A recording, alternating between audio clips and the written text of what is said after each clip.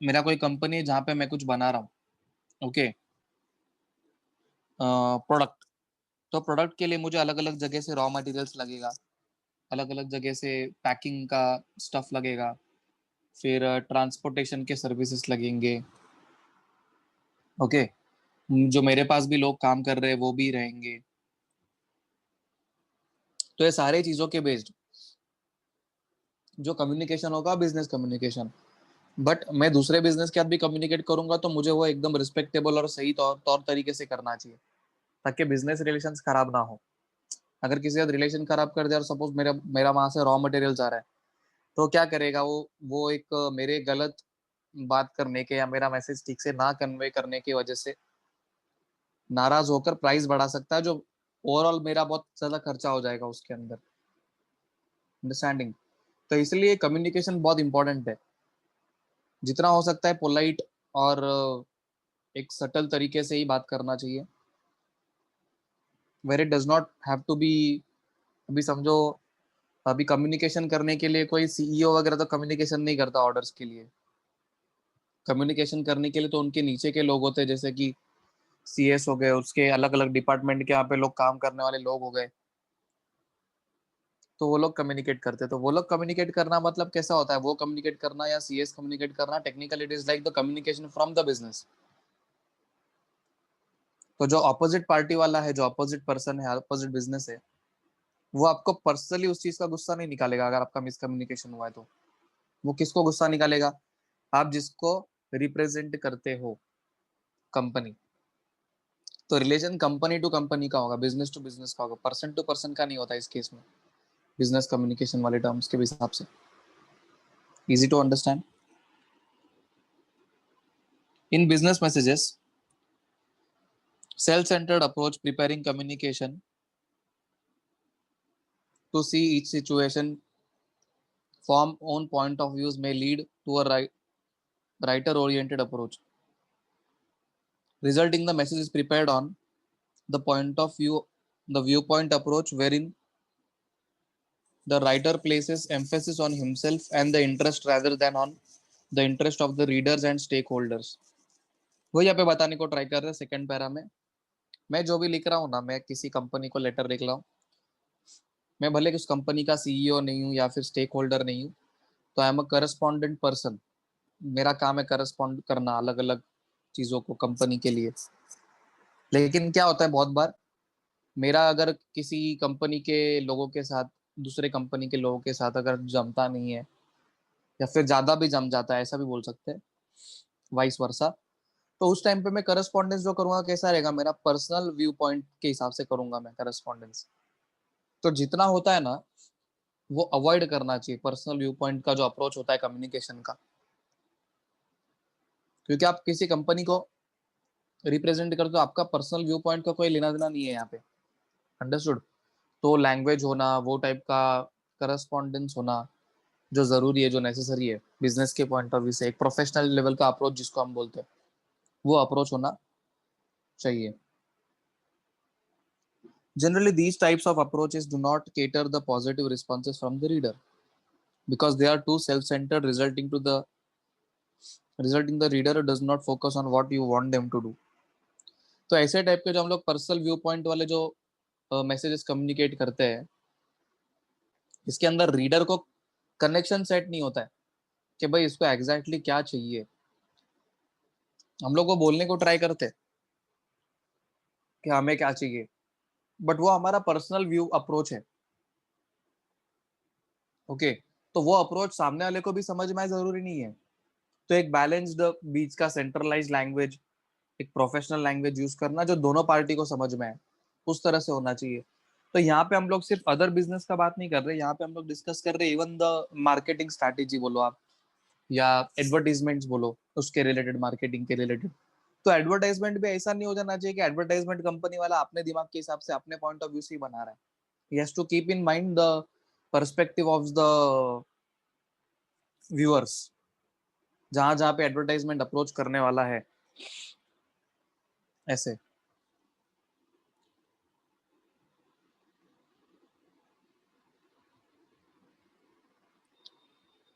It is always advised to that to achieve more positive effects of the business message, the writer should write on the reader's point of view. तो business में ही नहीं but in lot of other things आप बात करते हो सामने वाले का पॉइंट ऑफ व्यू ध्यान में रखते हुए ही बात करना चाहिए या लिखना चाहिए in simple terms. The you attitude in writing style is writing style that emphasizes reader rather than writer. To write business letter, the writer should not focus or put self in the place of receivers. ये बोल चुके हैं उन लोग previous paragraph में, वही चीज वापस डिस्कशन पे आ रहा है विद एग्जांपल्स है. However, the desires, problems, circumstances, emotions, and probable reactions of the recipient are taken into consideration. Business letter must be written in the form you viewpoint instead of I or we viewpoint.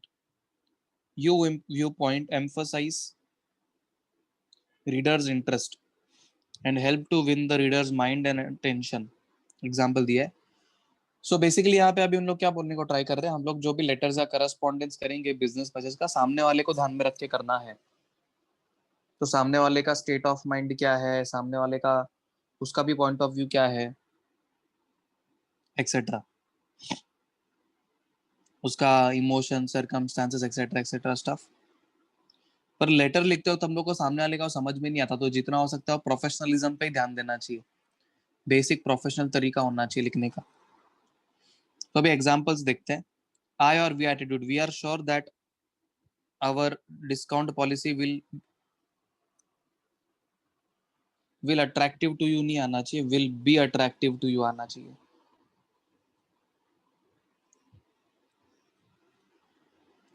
फिर you attitude, तो आई और we attitude में कैसा है, हम लोग हमारा point of view बोल रहे हैं, हम लोग इतना श्योर है कि आपको हमारा पॉलिसी अच्छा लगेगा ऐसे. बट यू एटीट्यूड में कैसा होता है, आप सामने वाले को बताने को ट्राई करते हो कि आप अप्रिशिएट करोगे हमारे डिस्काउंट पॉलिसी को, नए डिस्काउंट पॉलिसी को, मतलब उतना अच्छा है टेक्निकली. तो आपने यू अप्रोच एक्सेप्ट करना चाहिए रादर देन हैविंग आई और वी एटीट्यूड. अगला है I am happy to hear that you have selected our company. तो आई एम हैप्पी मतलब आप खुश हो, उससे उसको क्या करने के ऐसे, उसको कौन सा आपने एकदम चने के झाड़ पे चढ़ा दिया, उसको चने के झाड़ पे चढ़ाओ. तो thank you for giving us the opportunity of serving you, opportunity to serve you.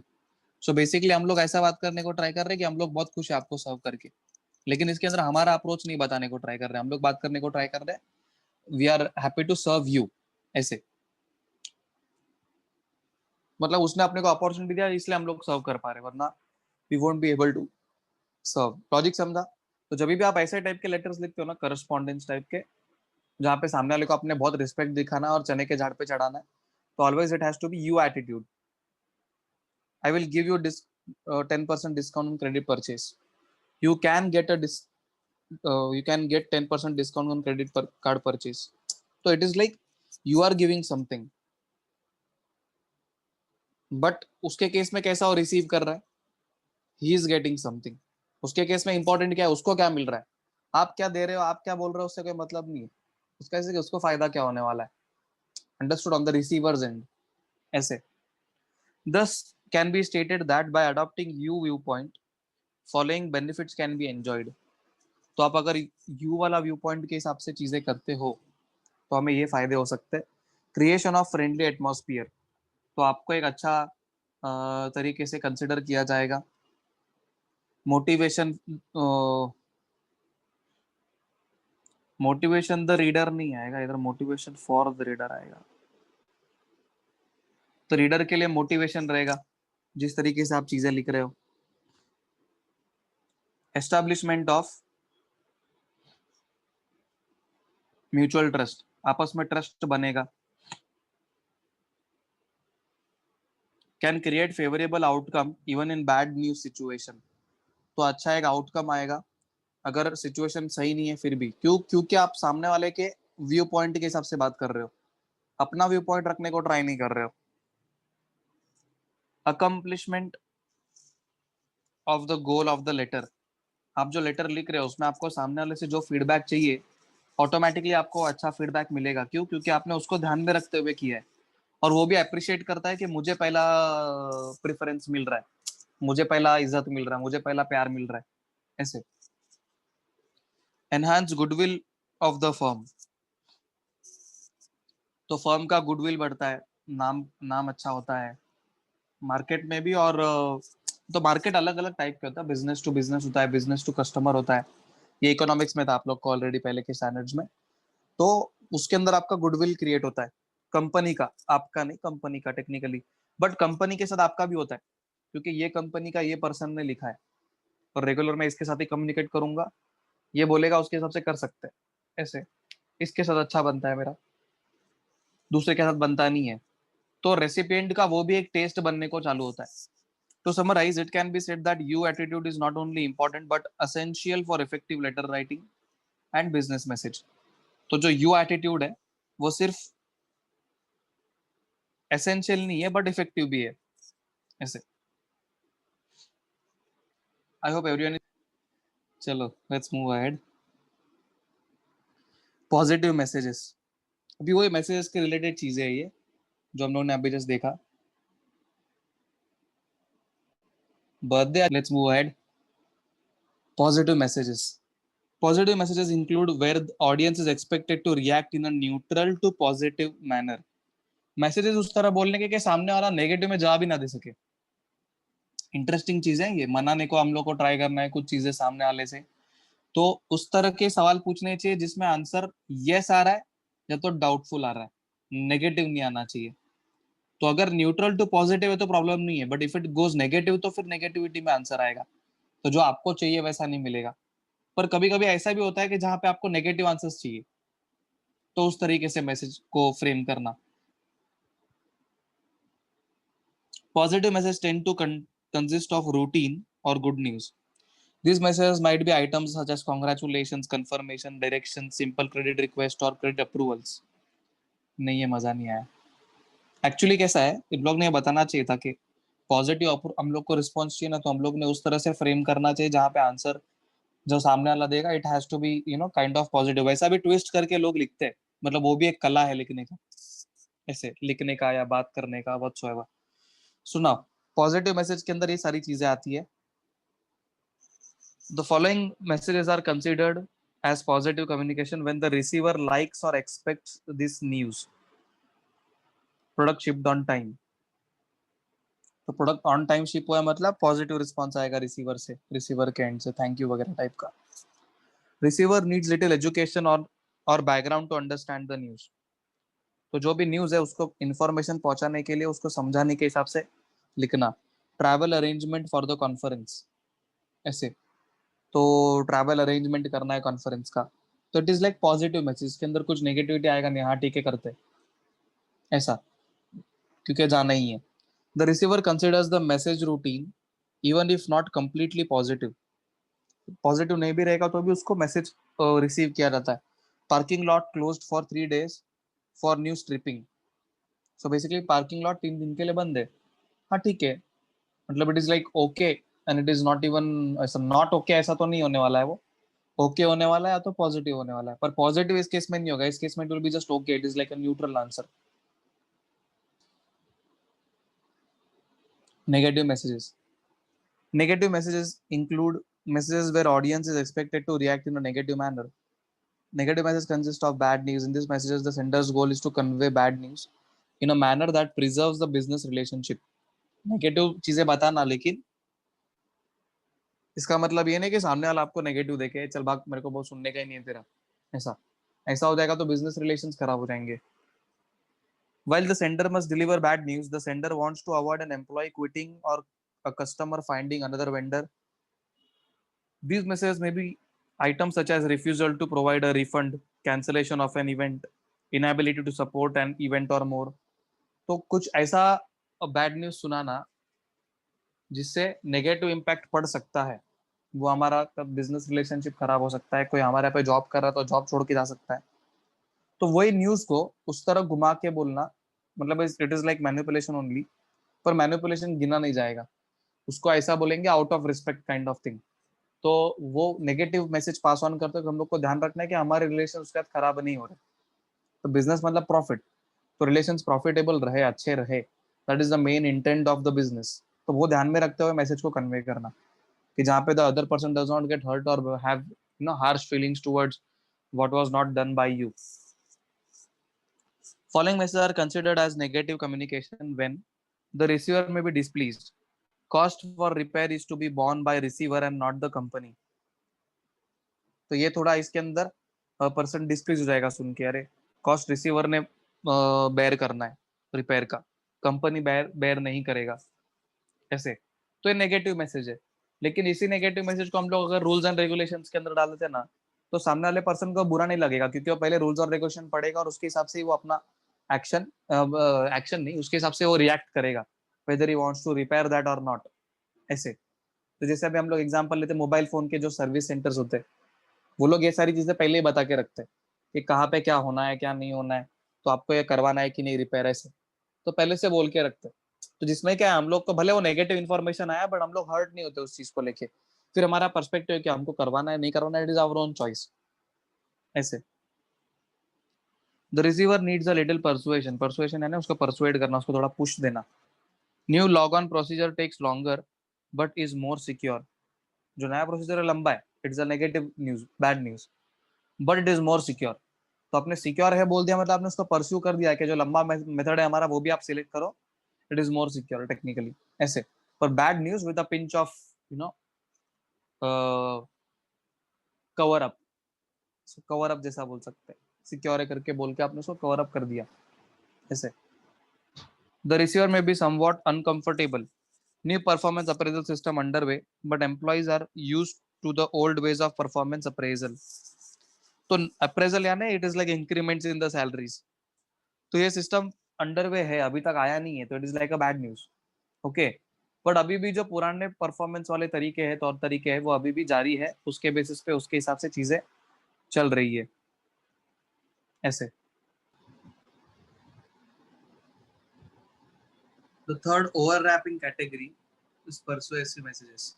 Overlapping यानी दोनों के अंदर, नेगेटिव के अंदर भी पॉजिटिव के अंदर, दोनों में भी आ सकता है। परसुएड करना यानी किसी को करने को लगाना कुछ चीजें, तो those type of communication is known as persuasive communication.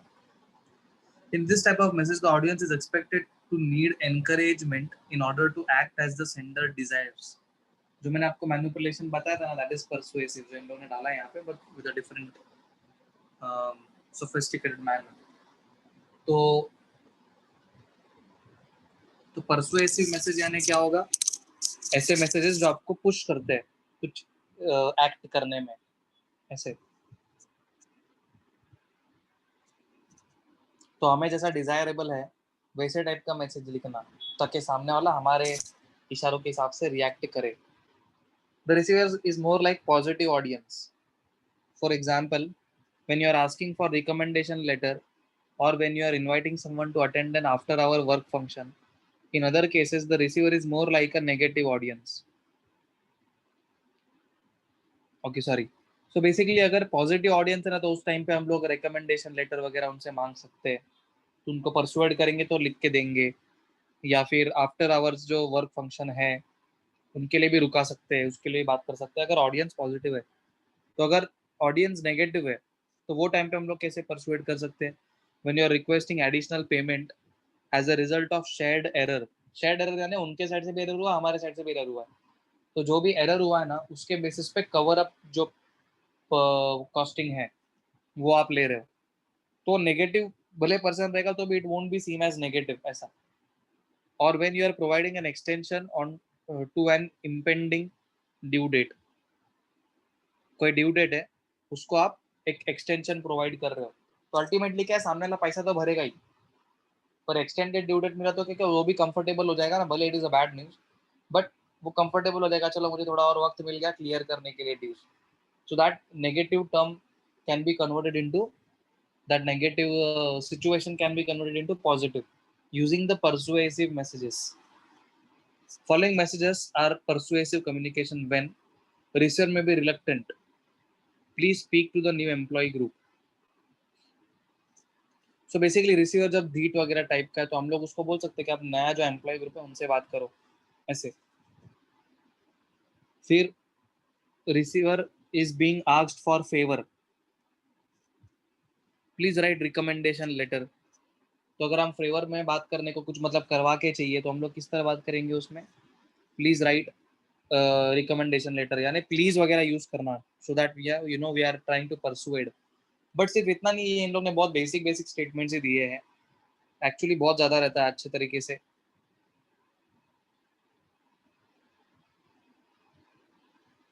Understood. तो बेसिकली जो नेगेटिव सिचुएशन है उसको positive banana. The receiver may be invited to something somewhat outside regular duties. Please supervise a new book club that will meet on campus after work. तो हम लोग उनको बोल रहे हैं कि आप एक नया जो कैंपेन होने वाला है, मतलब बुक का क्लब का, उसको सुपरवाइज करना है आफ्टर द वर्क, ऐसे। तो ये चीज़ों को आपने बोलना है, लेकिन एक अलग तरीके से बोलना है। ये अभी भी सुनने में जिस तरह इन लोगों ने लिखा है ना, it is still not persuasive. ऐसे कंप्लीटली सामने वाले को परस्यू कर पाए उस लेवल पे नहीं लिखा, और बेटर एग्जाम्पल्स होने चाहिए थे। सो आई गेस अगले लेक्चर में मुझे याद दिलाओ परसुएसिव मैसेज के, इसमें आपको एक अच्छे एग्जांपल्स लिख के।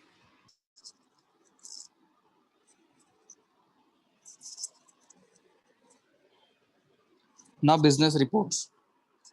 The word report is derived from the Latin reportere, which means to carry back.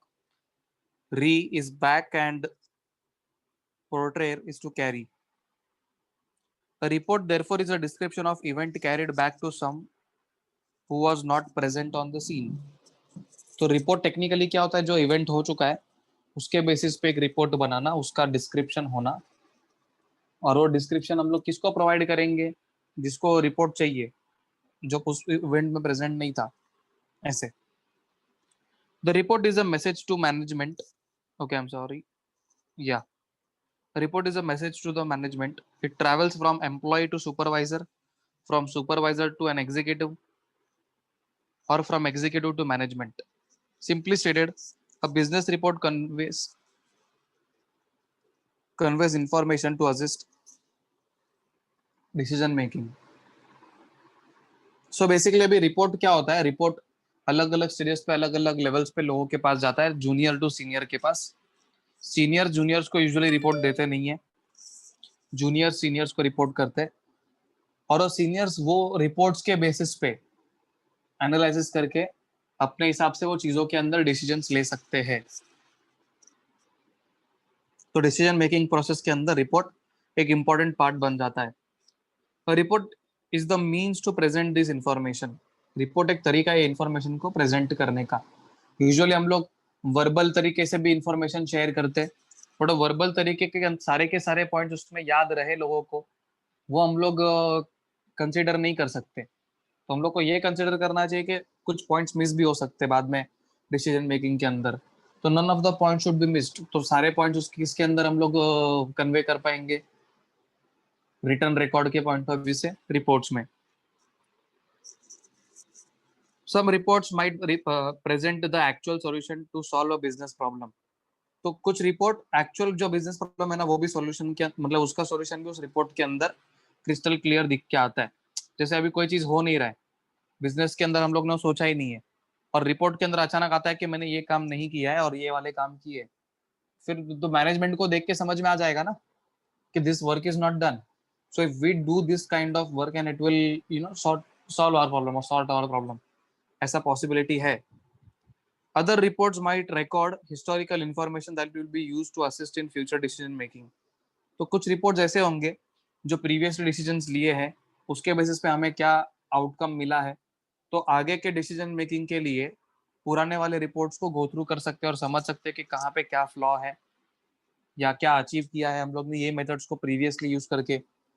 तो अभी हम लोग को क्या नया चीज करना चाहिए या पुराना चीज रिपीट करना चाहिए, क्या ऐसा। तो टेक्निकली डिसीजन मेकिंग के अंदर एक बहुत इंपॉर्टेंट रोल प्ले करता है। इधर way information is being reported that will be useful in decision making और making decision. Thus, term report can be defined as an orderly and objective presentation of information that helps in decision making and problem solving. Objective presentation क्यों बोला, orderly मतलब हम लोग को important तो यही है, इवेंट जो भी हम लोग बोल रहे हैं वो ऑर्डरली ही होने चाहिए टेक्निकली। बट ऑब्जेक्टिवली क्यों बोला उन लोग ने, यहाँ पे ये समझने को ट्राई करो। ऑब्जेक्टिव प्रेजेंटेशन मतलब कैसा है, किसी टॉपिक पे बेस्ड, स्पेसिफिक किसी चीज पे बेस्ड, इसीलिए उसको हम लोग ऑब्जेक्टिव बोलते हैं।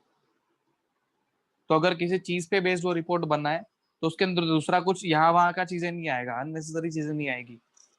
Followed everyone. So only the important factors which are associated to that report will be entered into that writing. Followed? So we'll see the different parts of this definition. The report must be well ordered so the reader can easily find information. Report अच्छे order में लिखा रहना चाहिए ताकि जो reader है उसको report समझ में आए, वरना रिपोर्ट समझेगा नहीं तो डिसीजन मेकिंग कहाँ से क्लैरिटी आएगा. This the it must be objective because the reader will use the report to make decision that affect the organization. Objective होना चाहिए, पर्पसफुल होना चाहिए. ऐसे पर्पसफुल नहीं रहेगा, ऑब्जेक्टिविटी मतलब एक चीज के रिलेटेड नहीं रहेगा, स्पेसिफिकेशन नहीं रहेगा, तो डिसीजन नहीं ले पाएंगे. तो डिसीजन को अफेक्ट करेगा. ले पाएंगे डिसीजन, ऐसा नहीं ले पाएंगे, but it will affect the decision making process. It must present information like facts and data where subjective information are required. As in drawing conclusion and making recommendations, they must be presented ethically and be used and be based on information contained in the report. So basically facts और figures data है वो उसको share करना, okay?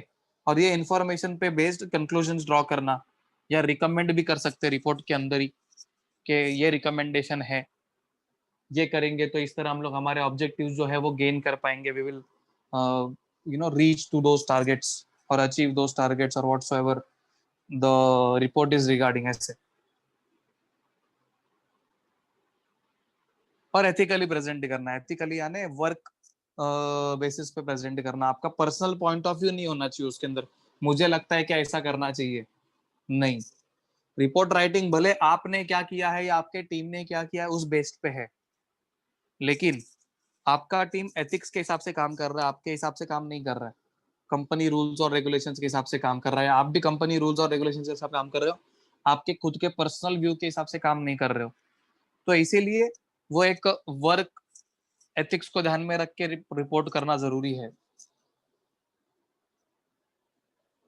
It must aid in decision making and problem solving. Aid यानी helpful, तो decision making या problem solving में helpful होना चाहिए. There is a practical need to know dimension about business reports that differentiates them from academic or scientific reports. तो ये जो reports होते हैं ना, बेसिक जो बिजनेस रिपोर्ट्स होते हैं, वो एक्चुअली कैसे रिपोर्ट्स होते हैं, कौन से टाइप के रिपोर्ट्स होते हैं, नीड टू नो. क्योंकि प्रोसेस चल रहा है तो नीड टू नो कि उसमें क्या हुआ. कोई काम चल रहा है तो क्या हुआ उसके अंदर. ऐसे कोई मीटिंग चल रहा है तो मीटिंग का भी रिपोर्ट्स ऐड होता है, तो उस मीटिंग में क्या डिस्कशन हुआ, what is the conclusion, what are the drawbacks. तो ये बारीक बारीक चीजें जो उसके अंदर हम लोग देख के समझ सकते हैं. तो ये एकेडमिक रिपोर्ट्स नहीं. एकेडमिक रिपोर्ट्स यानी सेल्स कितना हुआ, लॉसेस कितने हुए, कंपनी कितना प्रपोर्शन में आगे जा रहा है, वो सब डिटेल्स नहीं आते उसके अंदर. या साइंटिफिक रिपोर्ट जैसे रिपोर्ट्स नहीं है ये. These are different reports. तो ये रिपोर्ट्स क्या करेगा, lower level to higher level पे एक डिसीजन मेकिंग प्रोसेस के अंदर काम करेगा. अभी साइंटिफिक रिपोर्ट्स को डिसीजन मेकिंग प्रोसेस में काम नहीं करता है. वो डिसीजन मेकिंग प्रोसेस में काम करता है, बट एक मैनेजमेंटल लेवल पे काम नहीं है वो. अंडरस्टूड? वो डिसीजन मेकिंग वो भी इंपॉर्टेंट ही है, but not the management level kind of thing. Clear?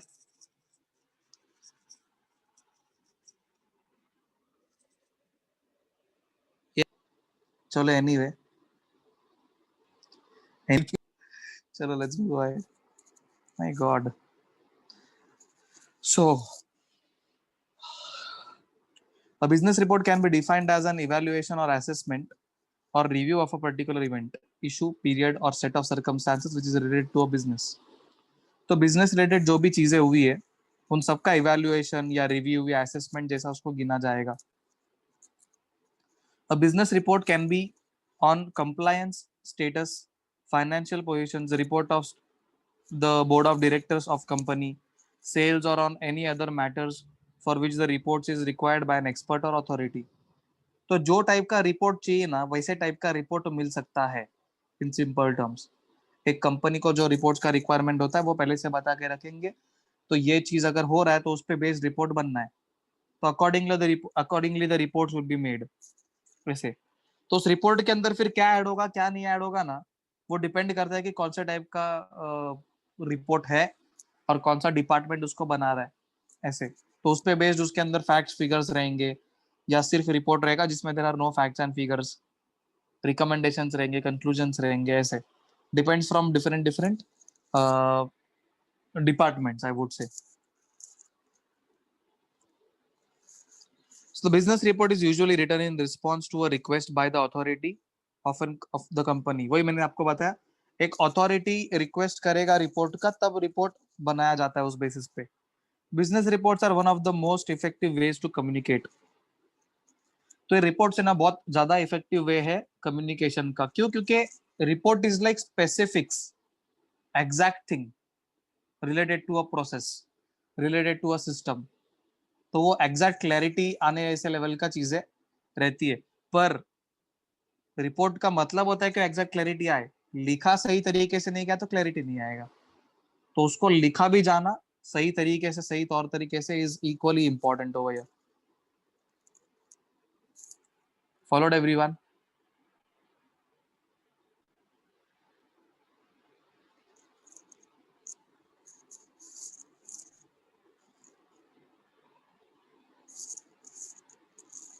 Although the scope of business reports are broad, however, broadly we can categorize the same into the following. तो reports का जो business report का scope होता है वो broad होता है, और हम लोग उसके बेसिस पे उसको कैटेगराइज भी कर सकते हैं कि कैसे टाइप के रिपोर्ट्स होंगे. सो बिजनेस रिपोर्ट के कैटेगरीज है जिसको हम लोग डिटेल में यहाँ पे उन लोग ले रहे हैं कि नहीं, आई एम नॉट श्योर. नहीं, ठीक है, तो हम लोग उसके टाइप्स एक बार पढ़ लेते हैं. सिर्फ बिजनेस रिपोर्ट के कैटेगरीज कौन से? Compliance reports, corporate governance reports, sustainability report, recommendation report, investigation report, feasibility report, research report, periodic report, situational report. So technically ये सारे टाइप के रिपोर्ट जो है ना, इस पे आप गूगल करके उसके फोटोग्राफ्स वगैरह देख के, इमेजेस देख के आपको आइडिया आ सकता है क्या. Writing effective business report. A business report should not be written in essay format. Interesting है, important चीज. It should be in abridged style that allows the reader to navigate the report quickly and to identify key elements. It uses appropriate headings and subheadings and if necessary bullet points, diagrams, tables. So basically एक ऐसे writing जैसा report नहीं होना चाहिए. Report के अंदर headings, मतलब उसका भी एक पैटर्न है जैसे लेटर राइटिंग का पैटर्न होता है. हेडिंग, सब हेडिंग, बुलेट पॉइंट्स. अगर आपको कुछ पॉइंट्स एक साथ मेंशन करने हैं तो आप पैराग्राफ में लिख के नहीं मेंशन कर सकते, उसको पॉइंट वाइज अलग अलग तरीके से उसको मेंशन करना. अगर कोई फैक्ट्स और फिगर्स, आप ग्राफ हो गया, डायग्राम हो गया, वो सब चीजें उसके अंदर डाल सकते हैं. And efficiently. Business reports can range from brief 1 to 2 page reports to reports of 100 pages or more with several chapters and quite possibly a number of appendices. A lengthy report would include table of contents, possibly an index. So basically report जो business के अंदर लिखते हैं वो 1-2 page से लेकर 100 page तक भी रिपोर्ट्स हो सकते हैं. Hello, just a minute guys.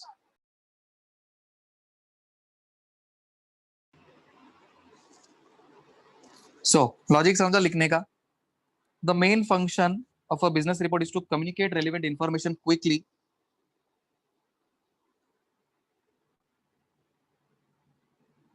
clearly and efficiently.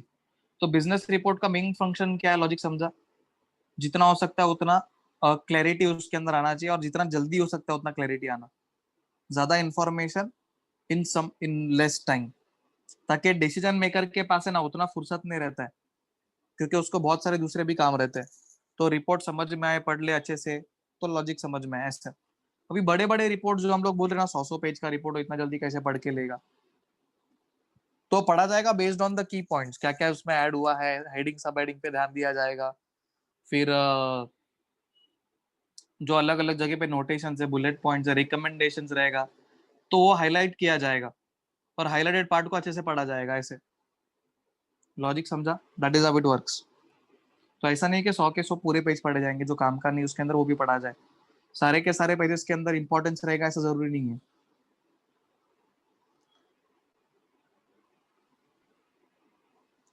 सो उसके अंदर अपेंडिसेस यानी अगर कोई इंपॉर्टेंट चीजें उसके अंदर ऐड की गई है, इंपॉर्टेंट वर्ड्स वगैरह है, तो उसका मीनिंग वगैरह अगर डाल सकते तो और अच्छा है. A lengthy report would include a table the table of contents and possibly an index, however usually include the 4 elements. तो ये 4 elements होते हैं, executive summary, conclusion, okay conclusion last में, एग्जीक्यूटिव समरी, बॉडी, की फाइंडिंग एंड रिकमेंडेशंस जो third point रहेगा, और last में कंक्लूजन, ऐसे रिपोर्ट का। तो ये 4 बिजनेस एलिमेंट्स के इंपॉर्टेंट पॉइंट्स है। To write an effective business report it is necessary to understand and identify the following. तो एक सही रिपोर्ट लिखने के लिए क्या क्या चीजों का जरूरत है? ऑब्जेक्टिव ऑफ द रिपोर्ट, वो हम लोग कौन बताएगा? Objective of the report senior बताया कि हमको ये चीज पे रिपोर्ट चाहिए, तो अपने वो रिपोर्ट क्या क्या ऑब्जेक्टिव वो लिखना, उसमें मेंशन करना। फॉर्मेट ऑफ द रिपोर्ट, क्या फॉर्मेट में चाहिए वो बताया जाएगा, कभी कभी नहीं भी बताया जाएगा, फिर वो एक्सपीरियंस पे कि आप कितना एक्सपीरियंस्ड हो। आप उस जगह बहुत साल से काम करो तो आपको पता है क्या फॉर्मेट में डालना है रिपोर्ट में, क्या क्या चीजें डालनी, क्या क्या नहीं। User of the report, report को यूज कौन करेगा और किस तरह करेगा, ऐसे। रिक्वेस्टेड इंफॉर्मेशन और इनपुट्स डेटा, तो जो इंपॉर्टेंट इंफॉर्मेशन है, जो जो उसमें इनपुट होने वाला, जो जो ऐड होने वाला आपको पता होना चाहिए। और रिक्वेस्टेड इन्फॉर्मेशन मतलब पहले से प्री प्लान टाइप का रहना कि क्या क्या चीजें उसमें ऐड होगी और कैसे कैसे तरीके से उसके अंदर एडिशन किया जाएगा उन इन्फॉर्मेशन का, और फिर उस पर बेस्ड कलेक्शन करना डेटा का, फैक्ट्स का, उसमें वो लिखना, फिर एनालाइज करना, और फैक्ट फाइंडिंग प्रोसीजर्स, मतलब एनालाइज करना और उसमें से क्या क्या फैक्ट्स रिपोर्ट में से निकलेंगे, कंक्लूजन बेसिस पे बोला जाएगा उसको, ऐसे। और लास्ट में समराइज करना, एक एक रिपोर्ट का पूरा लास्ट में एक छोटा समरी बनाना कि what that report intends to and what exactly they are trying to say in that report, ऐसे। Okay, next, the executive summary acts like abstract of regular essay. तो एग्जीक्यूटिव समरी कैसा रहेगा? Last में it will be a kind of regular essay ऐसा। It will briefly state the purpose of the report. It will briefly describe the methodology used to investigate the issue, and it will list the key points and findings that are found in the report. तो एक summarise करना report के अंदर क्या क्या चीजें लिखी है, कितना लिखा है, कहाँ से इंफॉर्मेशन निकाला, सारी चीजें जो आप लोग को मुझे लगता है रिपोर्ट राइटिंग पहले रहा है। Body gives details of the evaluation process. It will describe your methodology and identify particular issues that impacted your evaluation. तो बॉडी में इवेल्युएशन प्रोसेस का डिटेल्स देंगे, कहाँ क्या क्या मेथोडोलॉजी यूज किया है और क्या क्या इवेल्युएट किया आप लोग ने, क्या क्या चेकआउट किया है, ऐसा इंफॉर्मेशन रिपोर्ट के पॉइंट ऑफ व्यू से, और उसकी वजह से आपने क्या क्या इश्यूज देखे वो उसके अंदर मेंशन करना. इट माइट ऑल्सो अलूड टू और give a brief preview of your findings. तो आपने क्या क्या फाइंड किया पॉइंट वाइज उसके अंदर डिटेल्स हो सकता है. It can be also in facts and figures, जैसे कि रेलिवेंट टेबल्स में या डायग्राम्स में भी आप इंफॉर्मेशन जो बॉडी का है, मेन बॉडी है, it is like the main report, ऐसे. तो वो सारे डिटेल्स उसके अंदर डालना. अंडरस्टूड? और अब मेन रिपोर्ट पूरे बॉडी के अंदर ही देख के मालूम पड़ेगा, या समरी पढ़ेंगे तो ही मालूम पड़ेगा, पर बॉडी के अंदर उसके माइन्यूट डिटेल्स शेयर्ड रहेंगे, एक्सट्रीम डिटेल्स. तो हम लोग बोलते हैं ना बहुत सारे पेज का रहेगा, बहुत सारे पेज का चीज यानी it will be included in the body, ऐसे lot of minute details. In key findings, recommendation section you will identify and discuss or describe your key findings and make your recommendation. तो वो जो part है जिसके अंदर हम लोग recommendations वगैरह और क्या क्या ढूंढा बताते हैं, तो उसके अंदर आप डिस्क्राइब कर सकते हो, डिस्कस कर सकते हो चीजों को. तो डिस्कस कर नहीं सकते, टेक्निकली उसको डिस्क्राइब करना कि हमें ऐसा लगता है. Your conclusion will neatly sum up your findings, and in doing so will ensure that these relate back to the original question or issue that has given rise to the report. So basically conclusion के अंदर आपने क्या क्या ढूंढा और उसका जवाब होना चाहिए कि रिपोर्ट जो बनाया है, मतलब रिपोर्ट राइटिंग यूजुअली कब किया जाता है, रिपोर्ट किसी सब्जेक्ट बेस्ड किया जाएगा ना, तो सब्जेक्ट मैटर के अंदर आपने क्या देखा, क्या होना चाहिए, वो सारी चीजें आपके कंक्लूजन के अंदर एडअप होगा. क्लियर? तो जो रिपोर्ट का पर्पस है वो पूरा हो जाएगा. रिपोर्ट का पर्पस क्या हो सकता है? की फाइंडिंग्स एंड कंक्लूजन टेक्निकली. तो ये चीजों पे बेस्ड डिसीजन मेकिंग किया जाएगा.